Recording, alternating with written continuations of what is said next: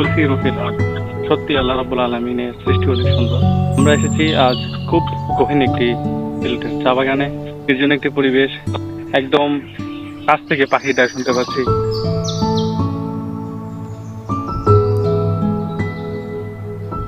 অনেক সুন্দর আল্লাহ তাআলার সৃষ্টি, আসলে না দেখলে বোঝা যায় না।